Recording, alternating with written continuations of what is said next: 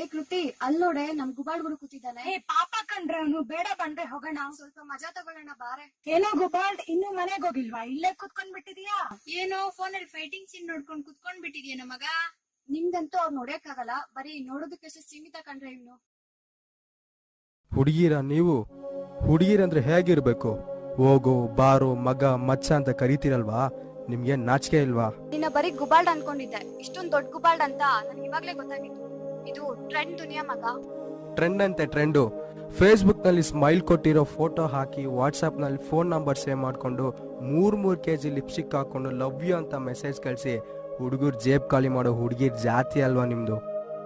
ಅಲ್ಲ, ನೀವುಗಳೇ ಇಷ್ಟು ಶುದ್ಧ ಬಟ್ಟೆ ಹಾಕಿದ್ರೆ ನಾಳೆ ನಿಮ್ಮ ಹೊಟ್ಟೆಯಲ್ಲಿ ಹುಟ್ಟೋ ಮಕ್ಕಳಿಗೆ ಅದೆಷ್ಟೇ ಶುದ್ಧ ಬಟ್ಟೆ ಹಾಕ್ತಿರೋ.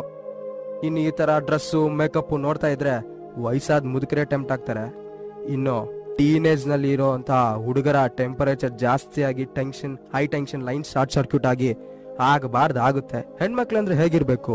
ಮೈ ಕಾಣ್ದಂತೆ ಡ್ರೆಸ್ ಮಾಡ್ಕೊಂಡು, ತಲೆಗೆ ಹೂ ಮುಡ್ಕೊಂಡು, ಕೈಗೆ ಬಳೆ, ಹಣೆಗೆ ಸಿಂಧೂರ, ಕಿವಿಗೆ ಓಳೆ ಇಟ್ಕೊಂಡು ಬಂದ್ರೆ ಯಾವ ಹುಡುಗರಿಗೆ ತಾನೇ ನಿಮ್ ಮೇಲೆ ಕೆಟ್ಟ ಭಾವನೆ ಬರುತ್ತೆ?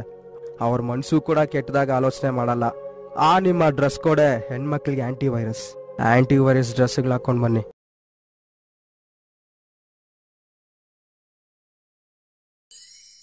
ಹೆಣ್ಮಕ್ಳಂದ್ರೆ ಹೇಗಿರ್ಬೇಕು? ಮೈ ಕಾಣ್ದಂತೆ ಡ್ರೆಸ್ ಮಾಡ್ಕೊಂಡು, ತಲೆಗೆ ಹೂ ಮುಡ್ಕೊಂಡು, ಕೈಗೆ ಬಳೆ, ಹಣೆಗೆ ಸಿಂಧೂರ, ಕಿವಿಗೆ ಓಳೆ ಇಟ್ಕೊಂಡು ಬಂದ್ರೆ.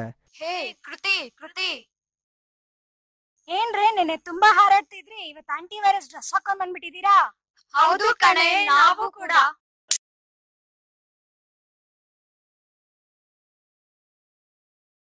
ನಮ್ಮ ಯೂಟ್ಯೂಬ್ ಚಾನೆಲ್ನ ಸಬ್ಸ್ಕ್ರೈಬ್ ಮಾಡಿ.